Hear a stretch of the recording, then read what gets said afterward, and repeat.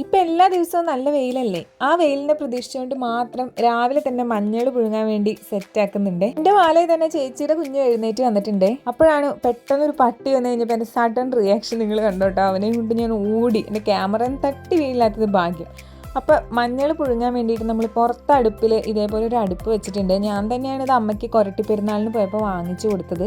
അപ്പോൾ ഇതിലാണ് അമ്മ എല്ലാ ദിവസവും ഈവനിങ്ങൊക്കെ അമ്മയ്ക്ക് കുളിക്കാൻ വേണ്ടി വെള്ളം ചൂടാക്കുന്നത്. വെള്ളം ചൂടാക്കുന്നത് മാത്രമല്ല, ഇതേപോലത്തെ എക്സ്ട്രാ വല്ല പണികളും വരുമ്പോൾ പുറത്ത് ഈ അടുപ്പിലാണ് ചെയ്യാറുള്ളത്. അപ്പം മഞ്ഞൾ പുഴുങ്ങുന്നതൊക്കെ പുറത്താണല്ലോ. ലാസ്റ്റ് ടൈം നമ്മൾ മഞ്ഞൾ പറിച്ച് പാകം വളരെ കുറച്ച് മാത്രമേ ഉണ്ടായുള്ളൂ. അപ്പോൾ അതും നമ്മൾ ഇതേപോലെ പുഴുങ്ങി ഉണക്കി വെച്ചു. പക്ഷെ അതെന്തായാലും കൊണ്ട് പൊടിക്കാൻ പറ്റില്ലല്ലോ, കാരണം അത്രയല്ലേ ഉള്ളൂ. പിന്നെ നമുക്ക് മഞ്ഞൾ ഭയങ്കര ഉണങ്ങി കഴിയുമ്പോൾ ഭയങ്കര ബലമാവും. നമുക്ക് മിക്സിയിൽ വന്നിട്ട് എന്തായാലും പൊടിക്കാൻ പറ്റത്തില്ല.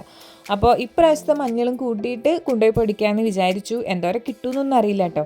ഇത് കണ്ണിമാങ്ങ കഴിഞ്ഞ ദിവസം ഞാൻ മാർക്കറ്റിൽ പോയപ്പോൾ വാങ്ങിച്ചതാണ്. നമുക്കിവിടെ മാങ്ങ ഉണ്ട്, എന്നാലും കണ്ടപ്പോൾ ഒരു കൊതി.